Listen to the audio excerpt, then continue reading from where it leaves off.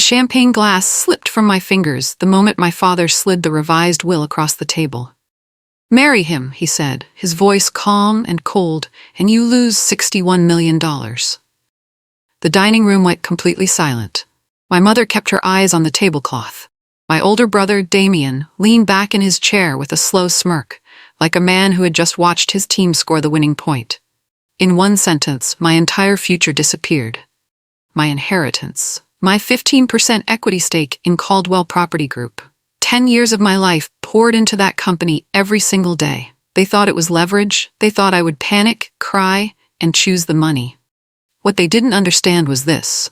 I wasn't just their daughter. I was the one quietly holding their empire together. And when they cut me out, they didn't just lose me. They signed the beginning of their own collapse. My name is Serena Caldwell. I was 34 years old when my family gave me that ultimatum. The man they hated was Kwame Asante, a surgeon I had met 18 months earlier at a hospital fundraiser downtown. He was focused, warm, and honest in a way that felt almost unfamiliar to me after years of boardroom games and family politics. My family's objection had nothing to do with his character. It had everything to do with the fact that he came from a different background, had built his own life from nothing, and, most importantly, had no use for our money or our name. That terrified them. Men they couldn't buy made them nervous. My father pointed at the document. "Sign the amendment, step away from Kwame, and everything stays as it was. You have 1 week." I looked at my brother's smirk. I looked at my mother's silence. Then I folded my hands on the table and said, "I'll give you my answer tomorrow." I already knew what it would be. I didn't sleep that night. I sat at my desk with a legal pad and I wrote down every asset, every project, every relationship that I personally managed inside Caldwell Property Group. The list ran 3 full pages. I had joined the family business at 24, fresh out of a finance degree. My father had handed me a junior analyst role and told me to learn the basics. Instead, I restructured our tenant lease agreements in the first year and saved us $400,000 in a single quarter. Nobody announced it. Nobody celebrated it. My father nodded once and moved on. By year 3, I was handling refinancing negotiations for our largest commercial holdings. By year 6, I was the person our lenders called directly when they had questions. Damien, meanwhile, attended board meetings, played golf with clients, and took credit for things he didn't understand. I sat there at my desk at 2 in the morning, staring at my list, and I realized something very clearly. They weren't cutting off a daughter. They were cutting off the engine. They just didn't know it yet. The next morning, I drove to my father's office. I sat across from him one last time. He looked confident. He expected surrender. "I've made my decision," I said. "I'm marrying Kwame. I won't be signing the amendment." He stared at me. "Then you're out. All of it. The equity, the inheritance, everything." "I understand," I said. No tears. No begging. I slid his copy of the revised will back across the desk. Then I said one more thing. The Hargrove refinancing closes in 40 days. The Pemberton tenant dispute goes to mediation in 3 weeks. The compliance audit for the Eastside properties is overdue by 60 days. I'd start there. He didn't write any of it down. He didn't think he needed to. I walked out of his office, past the receptionist who had watched me grow up, past the framed photos of properties I had helped acquire, and out through the front door into the morning sun. Kwame was parked outside, waiting. "How did it go?" he asked. I got in, put on my seatbelt, and said, "Let's go build something." Within 24 hours of my resignation, the family systems started showing the cracks I had been patching for years. The Hargrove refinancing, a complex deal I had been managing for 7 months, needed a critical document submitted by end of week. Nobody on staff knew where we were in the process. The lender called my father's office 3 times on Friday alone.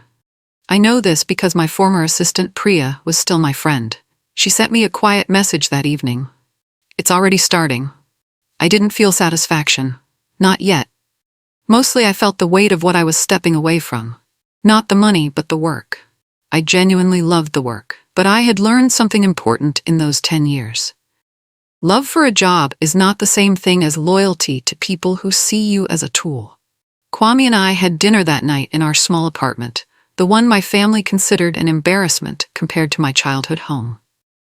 We made a plan, a real one, and for the first time in years, I felt like my future belonged to me. Kwame was methodical in ways that matched mine perfectly. He had spent 8 years building his surgical career with almost no financial safety net, which meant he understood risk in a way my family never had. He wasn't reckless, he was strategic. We identified our first target, a small outpatient medical clinic in the city's west side that had been losing money for 2 years due to poor scheduling systems and outdated billing practices. The building was undervalued. The staff was good. The problem was purely operational. We used our combined savings, modest but real, and took out a structured loan against Kwame's partnership share at the hospital. My father would have called it foolish, too small, too much work for too little reward. But I had learned from 10 years of real estate that the best deals are the ones other people walk away from because they can't see what's fixable. I could always see what was fixable. We signed the purchase agreement on a Tuesday morning. Kwame squeezed my hand as we left the lawyer's office. "First one," he said. "First one." I agreed. 3 months after I left, Caldwell Property Group lost the Hargrove refinancing deal entirely. It fell apart at the final stage because the compliance paperwork was submitted with 2 critical errors, the kind I would have caught in a routine review. The lender walked. The deal, which would have brought in roughly $2 million in liquidity, was gone. Damien announced on the company's internal newsletter that they were pivoting strategy on the Hargrove portfolio, a polished way of saying they had failed. I also heard through Priya that the East Side compliance audit had come back with violations, the same ones I had flagged in a memo 8 months earlier, the memo that my father had never responded to. Regulators gave them 90 days to resolve the issues or face fines. I said nothing publicly. I didn't share the news. I didn't discuss it with anyone outside of Kwame. I simply kept working. Our clinic had its first profitable month in week 11. A small number, but it was real. 8 months after we took over the clinic, it was fully profitable. We had rebuilt the scheduling system, renegotiated 3 supplier contracts, implemented an electronic billing process that reduced payment delays by 60%, and added 2 new service lines that the previous owners had never considered. Staff retention went from 40% to 91% in 1 year. I am proud of that number more than almost any other. Those were real people with real families who had been leaving because nobody had managed them well. Once we created stability, they stayed. Kwame handled the clinical operations. I handled everything else. We didn't overlap. We didn't compete. We filled in each other's gaps perfectly. We reinvested the profits immediately. A commercial retail space came onto the market 2 months later, with 3 units in a growing neighborhood, priced below value because the seller needed a fast close. We moved quickly. We were building something, quietly, steadily, the way you build things that last. My father and I had no contact for almost a year. My mother called once, about 4 months in. I let it ring. She left a voicemail that was mostly silence, then a soft, "I hope you're well, Serena." Nothing about what had happened. Nothing about the ultimatum. Just those 5 words. I listened to it twice. Then I saved it and moved on. Damien, I later heard, had taken over full operational leadership of the company. He had promoted 2 of his friends into senior roles, neither of whom had any real estate experience. He launched a rebrand of the company's public image, commissioning a new logo and redesigned website. Meanwhile, a key institutional tenant in their flagship commercial tower announced they would not be renewing their lease. A 12-year tenant. Gone. The reason, according to people in the industry who knew both sides of the story, the new management team had failed to respond to 3 maintenance requests over a 4-month period. That tenant represented roughly $800,000 a year in revenue. Damien posted a motivational quote on his business page that same week. About 14 months after I left, we acquired our second medical facility, a rehabilitation center that had strong referral relationships but weak financial controls. We fixed the controls. Referrals grew. Then came the commercial plaza. 3 stories, mixed use, in a neighborhood that was 2 years away from becoming somewhere people wanted to be. We could see it. Most buyers couldn't. We closed on the plaza in the fall. Kwame and I sat in the empty top-floor unit the day after closing, eating takeout on the floor, looking out at the city. "Do you miss it?" he asked. He meant the family company, the status, the name on the building. I thought about it honestly. "I miss who I thought they were," I said. "Not what it actually was." He nodded. He understood the difference. Around the same time, Caldwell Property Group's credit rating was quietly downgraded by one of their lenders. An industry contact forwarded me the notice without comment. I filed it away and kept eating my food. The lawsuit came 15 months after I left. A former development partner, a firm called Westgate Holdings, filed suit against Caldwell Property Group for breach of contract on a joint development agreement. The agreement had been in place for 2 years before I left, and I had flagged in writing that the terms required a co-signature review every 6 months. That review had not been done once after my departure. When the filing became public, I looked up the case documents. The core argument was simple. Caldwell had failed to meet contractual obligations that were clearly outlined in the original agreement. These were not complicated failures. They were paperwork failures. Process failures. The kind of failures that happen when the person who understood the processes is no longer in the room. The lawsuit sought $3.4 million in damages. Caldwell's legal team filed a counter-response that was, from what I could tell, not particularly strong. Kwame found me reading the filing late one night. "You already knew this was coming," he said quietly. "I warned them," I said, in writing, more than once. Shortly after the lawsuit became public, my mother called again. This time I answered.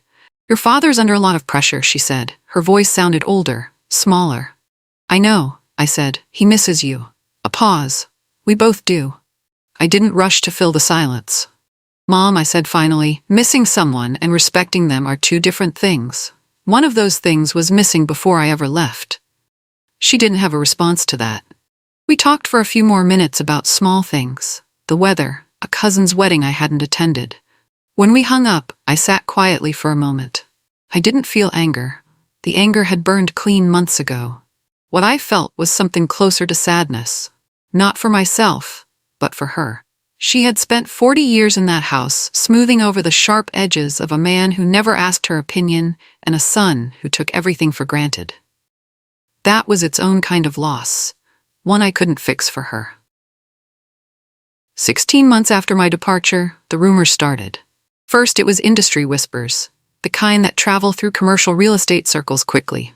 Liquidity issues, delayed vendor payments, a construction project paused mid-build. Then it became more direct. A broker I respected sent me a message. "Heard Caldwell Group is looking for a capital partner. Know anything?" I told him honestly that I had no involvement with the company and could not speak to their situation. But I knew what it meant. A company the size of Caldwell Property Group does not go looking for emergency capital partners unless something has gone seriously wrong on the balance sheet.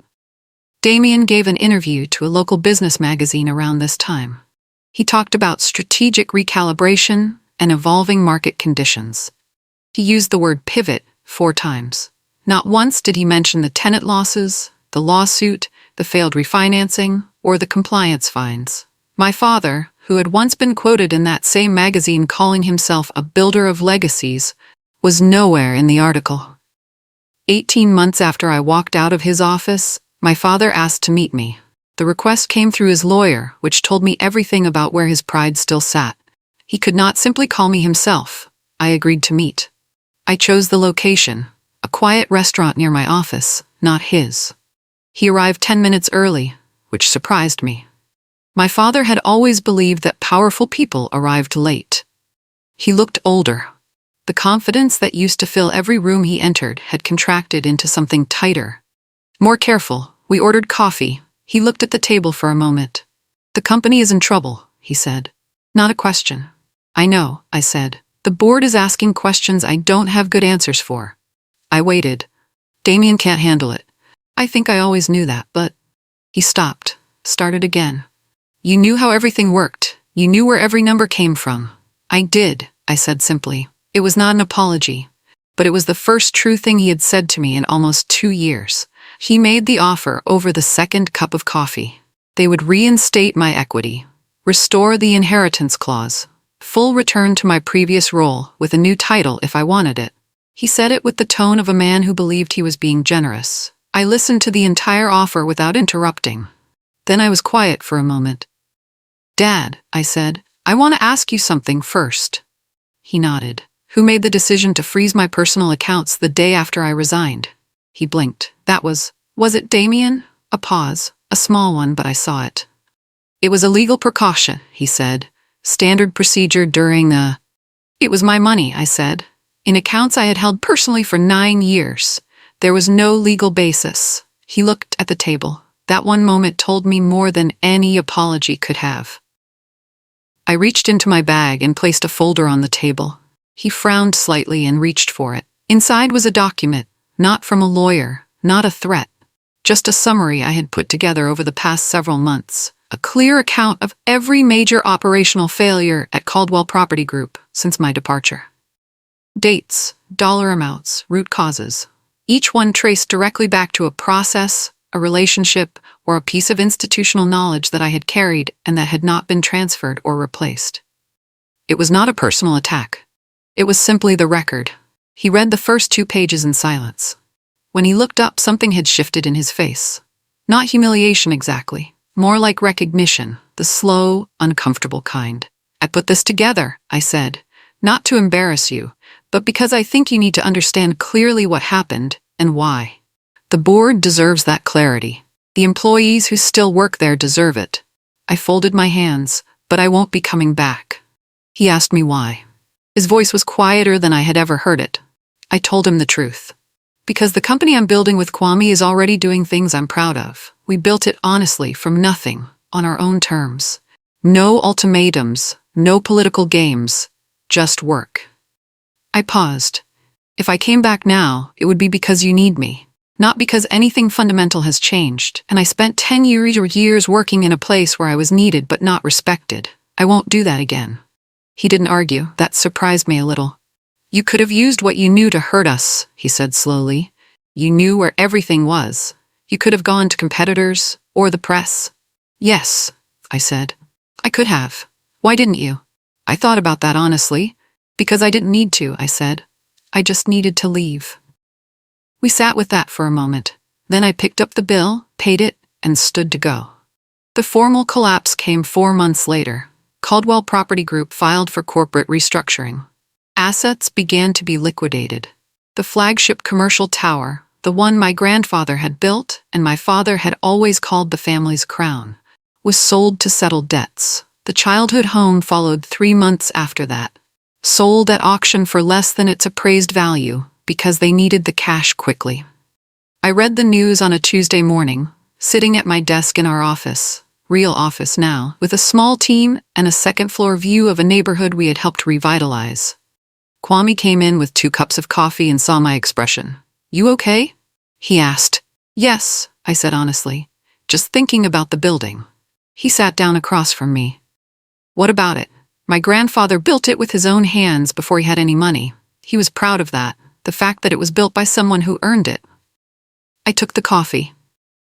I think I understand him better now than I ever did. Damien filed personal bankruptcy 2 months after the company restructuring was announced. The golf club membership was gone. The company car, gone. The corner office, gone.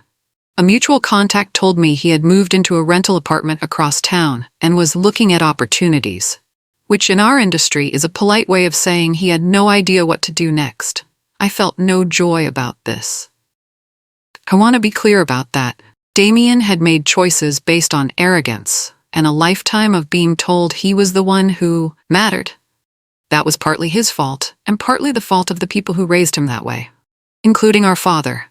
Watching someone lose everything is not satisfying when you understand the full picture.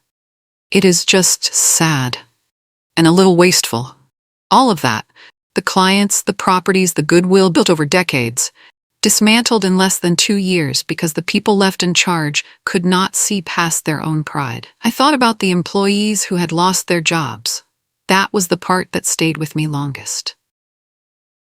By the time Caldwell Property Group's assets were fully liquidated, Kwame and I had expanded into 2 additional cities.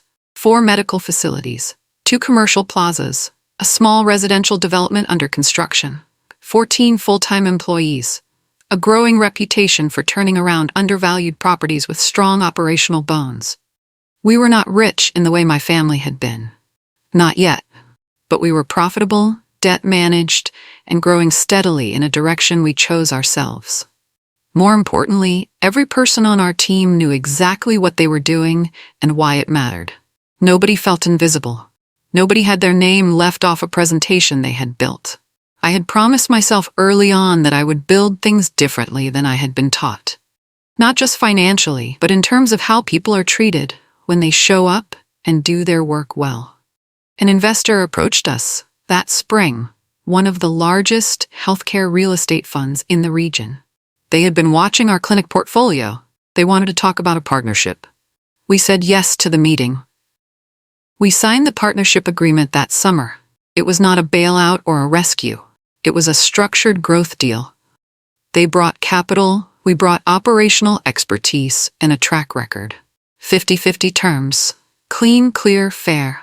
The day we signed, I thought about my father's voice across that dinner table. Marry him, and you lose $61 million. I thought about what $61 million would have cost me. It would have cost me Kwame, obviously. But it also would have cost me the years of real building. The learning that only happens when you can't fall back on someone else's safety net. The knowledge of what I was actually capable of when I had no one else's resources to rely on. The $61 million was supposed to be leverage. It turned out to be the best thing they ever accidentally did for me. I signed my name at the bottom of the agreement. Outside the window, the city kept moving, full of properties and problems and possibilities that nobody else had figured out yet. I was already looking at the next one. A letter arrived at my office 8 weeks after we signed the partnership. Handwritten. My mother's handwriting. She wrote about missing me, about the house being sold, about how quiet everything had become. She said she had started attending a garden club on Tuesday mornings and that it was the best part of her week. She did not mention my father by name, which I thought was telling. Near the end, she wrote, "I should have said something at that dinner. I've thought about it every day since. I don't know if sorry is enough, but I am." I read the letter twice, then I put it in my desk drawer, the one where I keep things I want to keep but am not ready to act on yet. Forgiveness is not a switch. It is a long, slow process that happens in your own time, on your own terms. It cannot be rushed by someone else's guilt or your own desire to be done with the pain. I was not done yet, but the drawer stayed closed, not the trash. 3 weeks after the letter, my parents showed up at my office building. No appointment, no warning. Just my father and mother standing in the lobby when I came down from a meeting. He looked reduced in a way that was hard to describe. Not physically smaller, but as if the air that had always surrounded him, that confident pressure that filled every room he entered, had simply left him. My mother held her handbag with both hands and watched me carefully. My building security had called upstairs. I had 60 seconds to decide what to do. I thought about letting them wait.